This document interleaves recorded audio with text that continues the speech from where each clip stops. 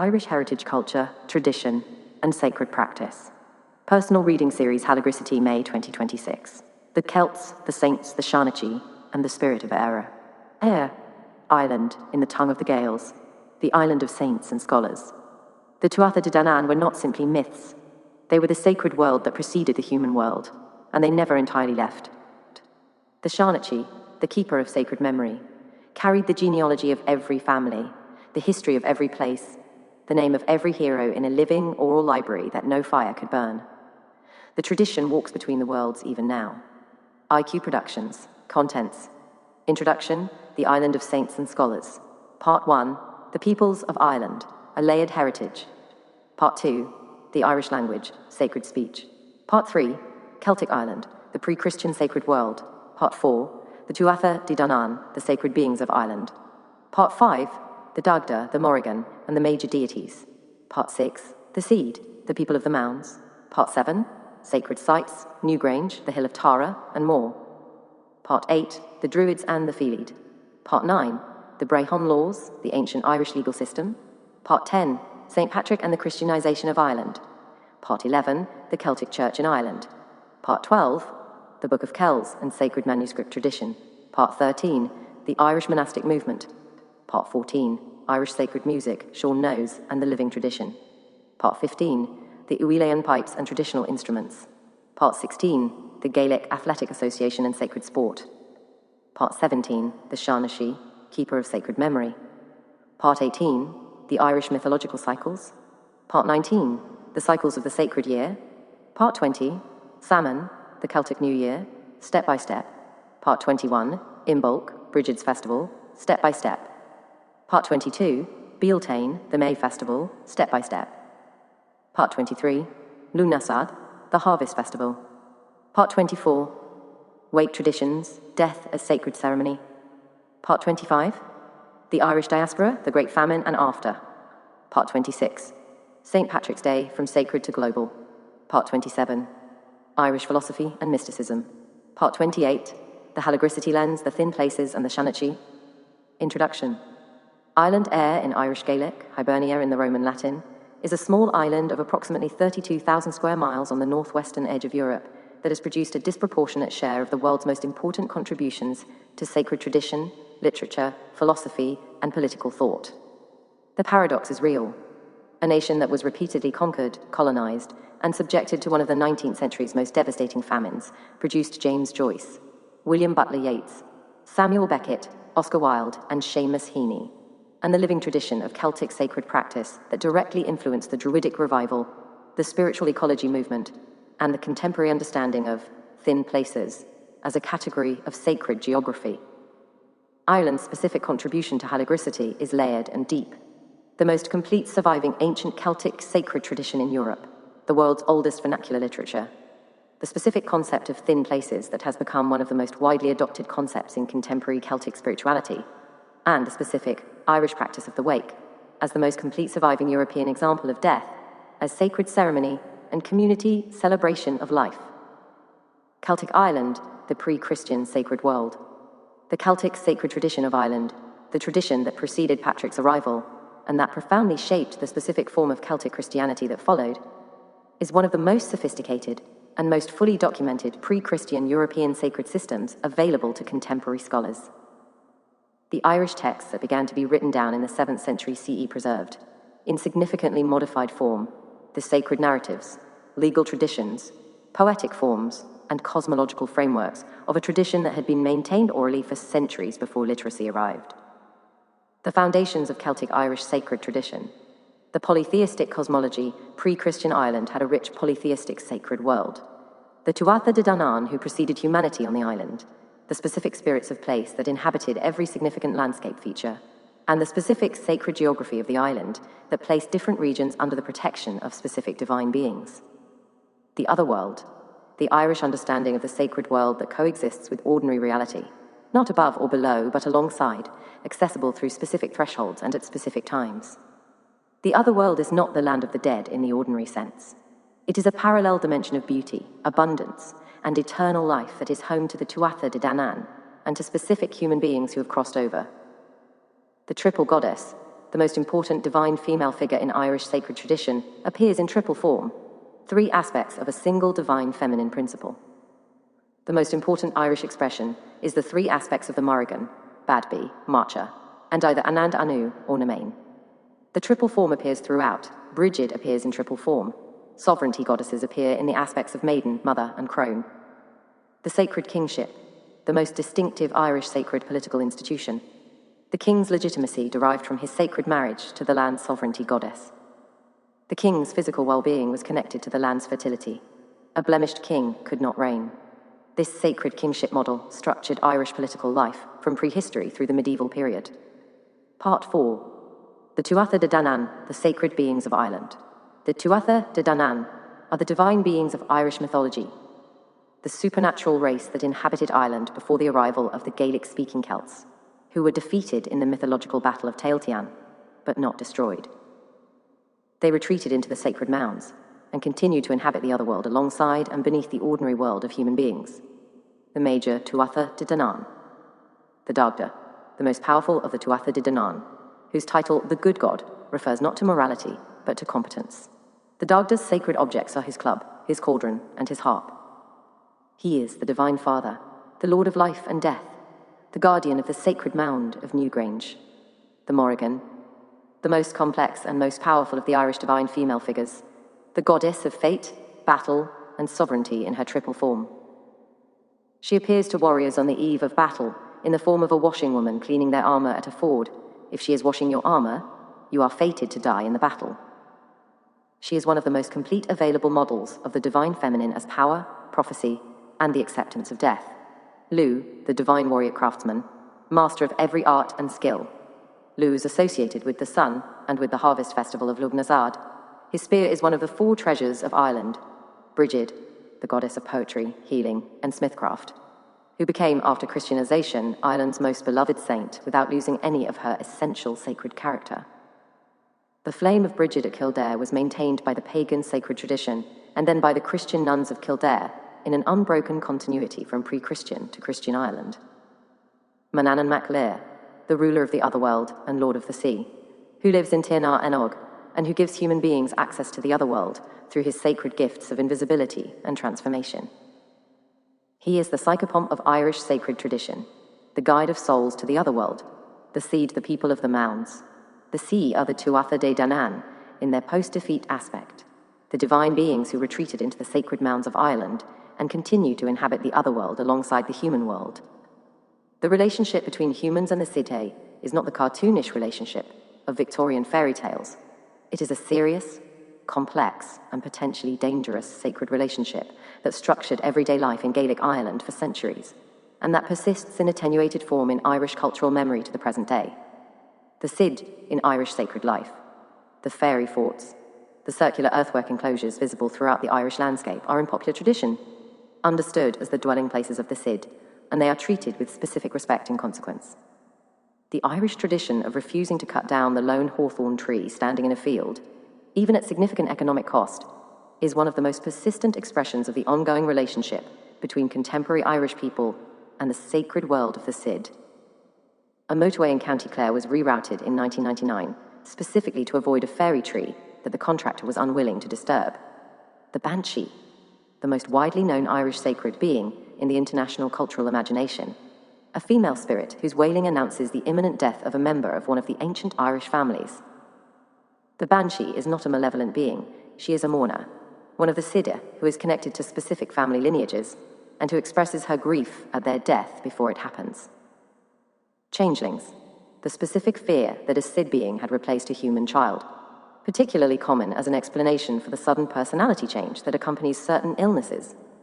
The changeling tradition reflects both the genuine mystery of such changes in a world without medical explanation, and the specific understanding of the Sid as powerful beings who might want human children. Fairy paths, specific pathways across the Irish landscape understood as the routes travelled by the seed, and which no one would obstruct for fear of the consequences. Houses were traditionally not built on fairy paths, and folklore records the specific bad fortune that followed those who ignored this tradition. Sacred sites Newgrange, Tara, and the sacred landscape. Ireland's sacred landscape is one of the most densely marked and most archaeologically rich in the world. A small island whose prehistoric inhabitants built passage tombs, stone circles, and sacred earthworks that rival anything in Britain or continental Europe, and whose specific geography has been saturated with sacred meaning by generations of pre-Christian and Christian practice. The major Irish sacred sites: Newgrange, the most important prehistoric sacred site in Ireland, a passage tomb constructed approximately 3200 BCE. The tomb's most extraordinary feature: its entrance is precisely aligned so that at the winter solstice sunrise, light enters the passage and illuminates the inner chamber for approximately 17 minutes. A feat of astronomical precision that required generations of observation and planning.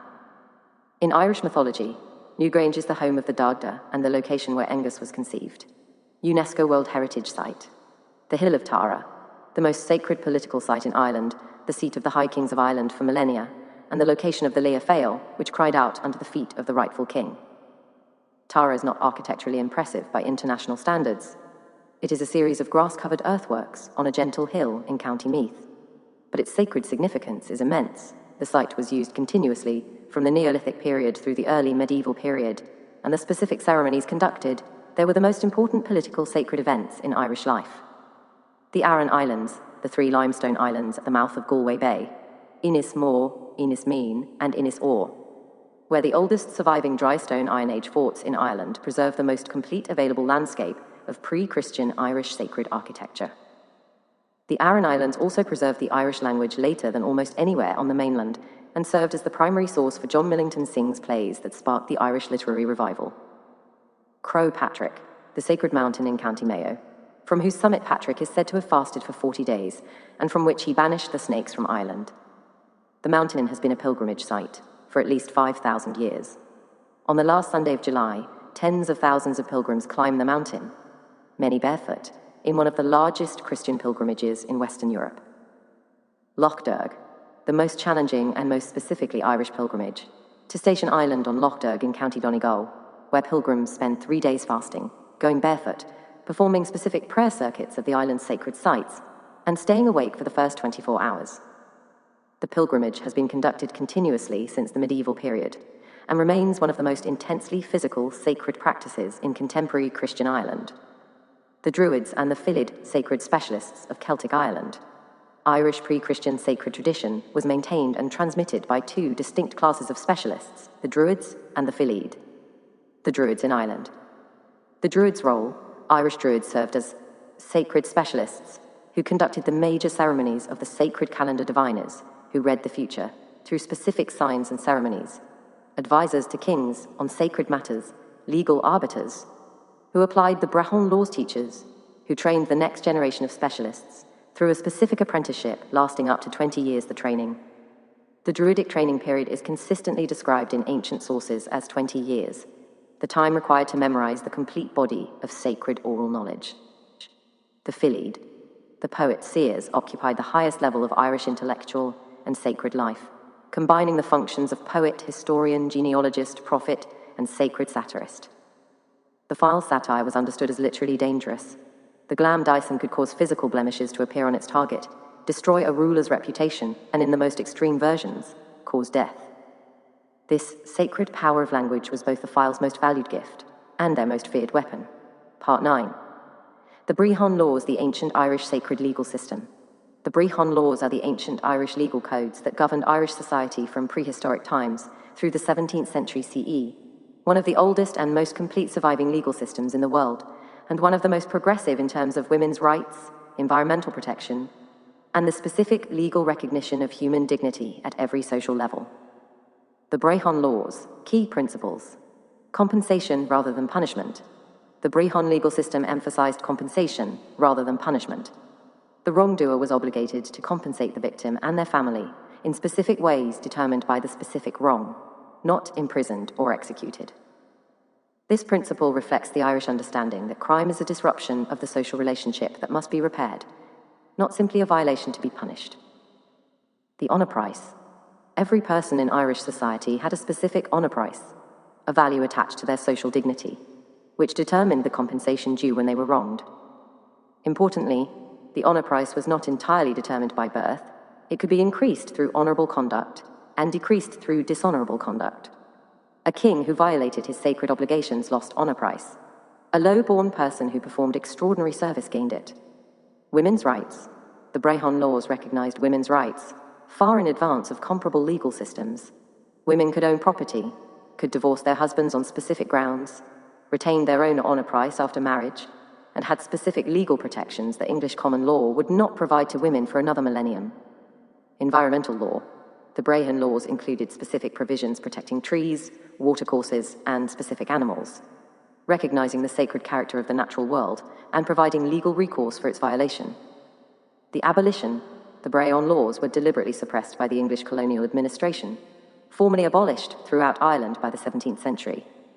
Their abolition was understood by the Irish as the destruction of a sacred legal order, not merely a change in administrative practice. Part 18. The Irish mythological cycles, the four great cycles.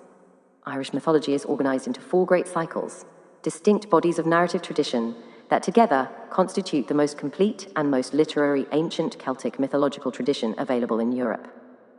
The four cycles. The mythological cycle, the stories of the Tuatha De Danann, the divine beings' arrival in Ireland, their battles against the Fomorians, their defeat by the Milesians, and their retreat into the Cid, includes the Second Battle of Mag Tuaird, the Ulster cycle, the heroic cycle centered on the court of King Conchobar mac Nessa at Imain Macha, and the exploits of the hero Cuchulainn, Ireland's greatest warrior hero.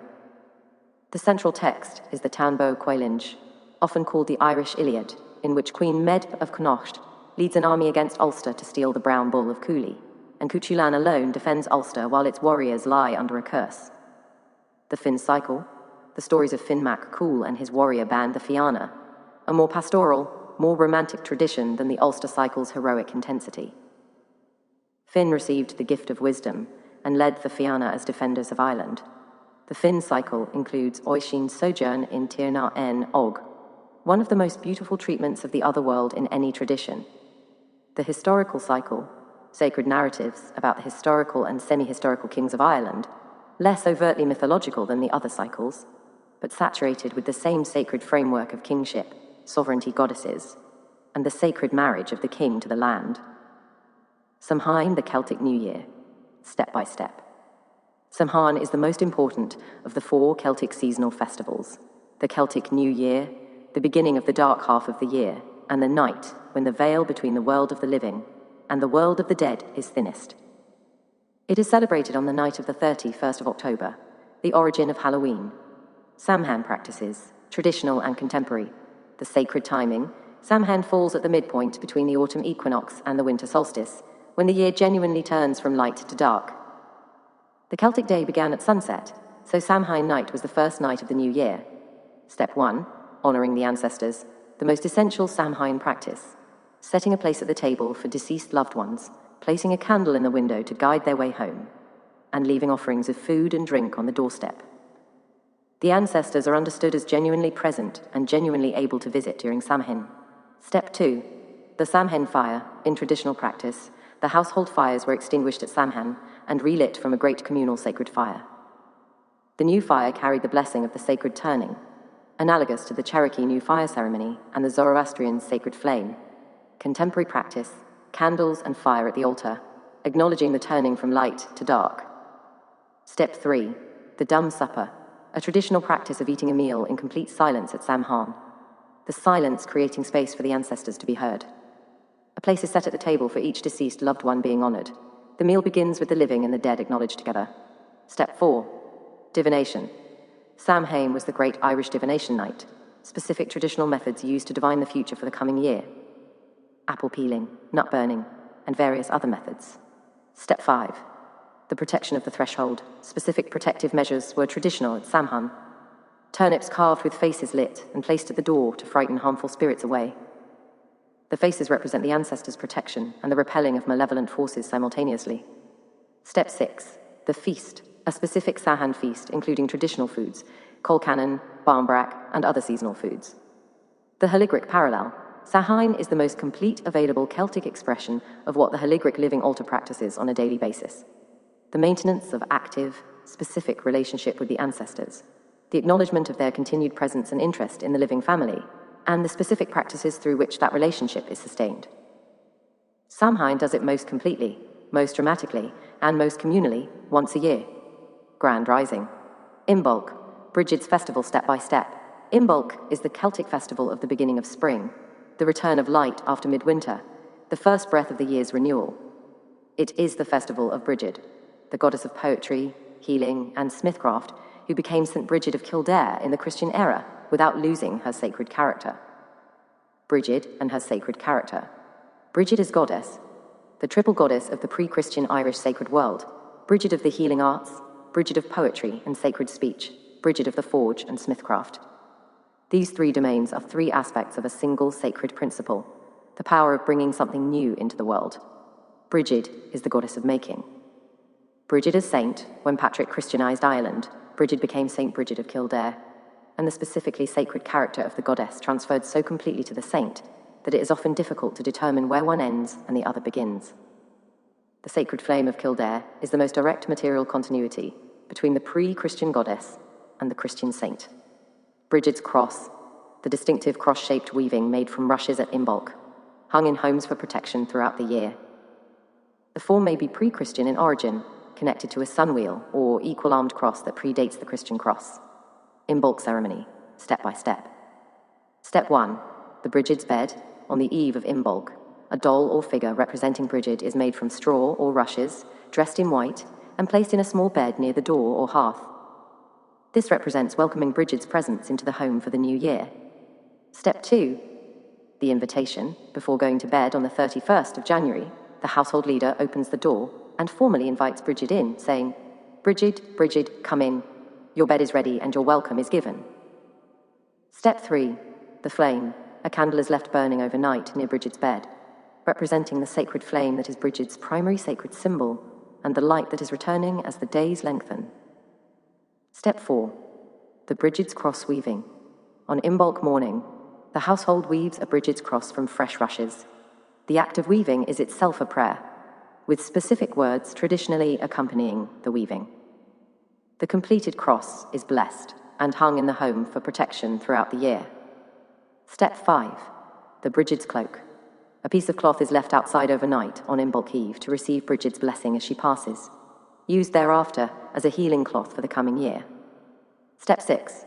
The candle ceremony.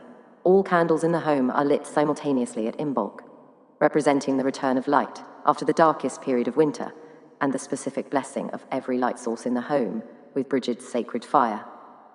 Step 7. The meal. A specific Imbolc meal featuring dairy products and oats. Wake tradition's death as sacred ceremony and community celebration. The Irish wake.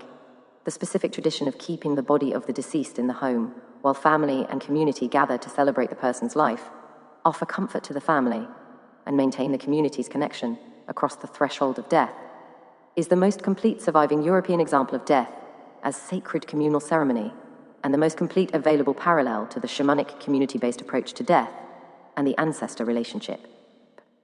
The sacred meaning of the wake.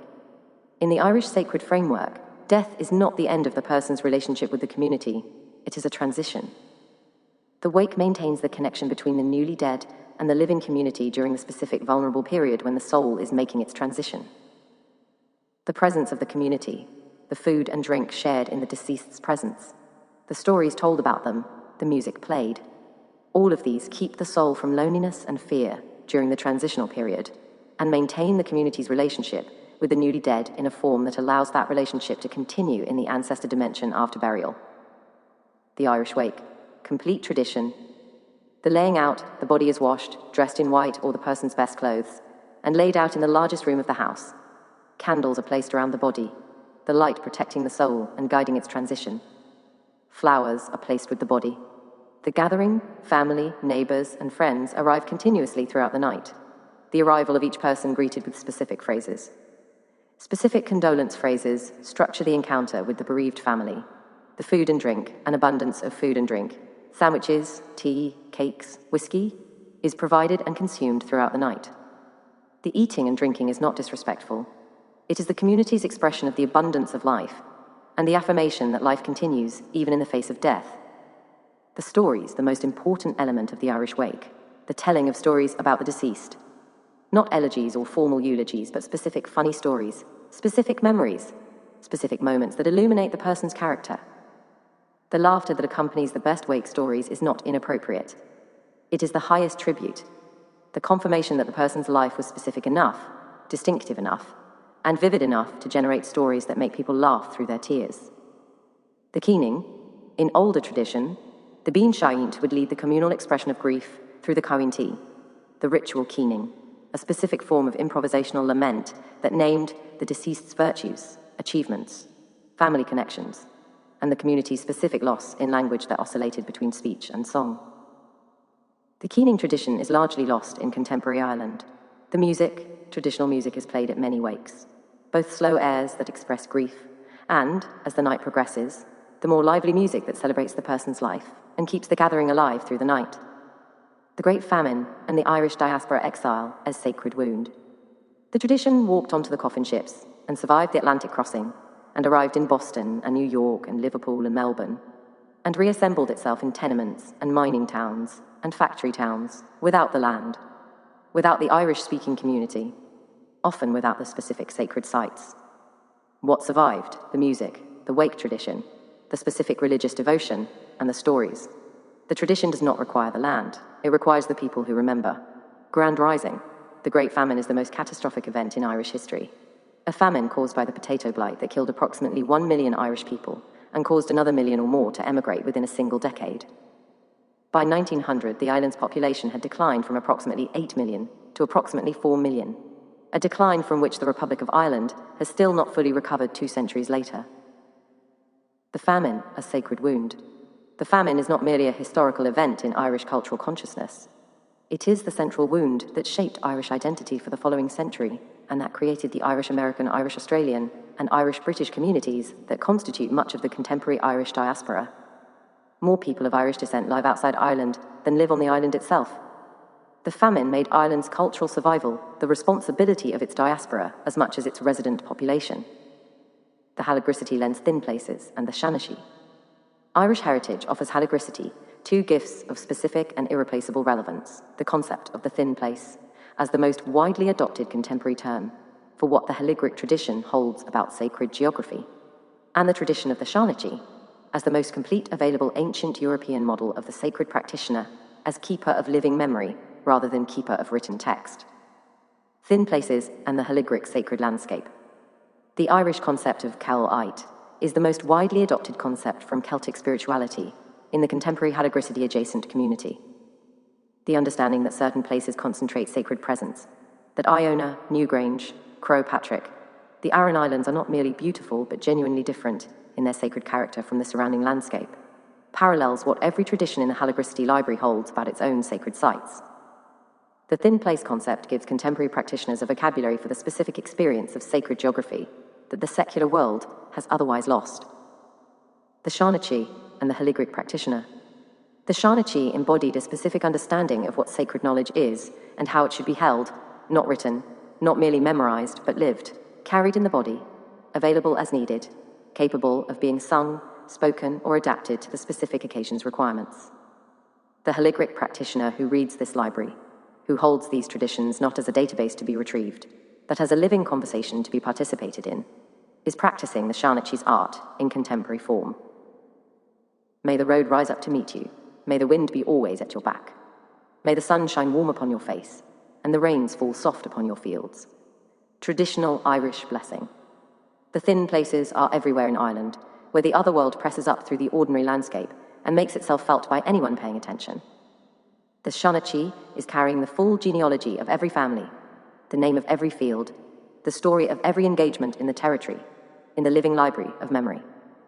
The wake is full of laughter and whiskey and tears, and the specific stories that make the dead person irreducibly present one last time before the burial. This tradition does not romanticize death.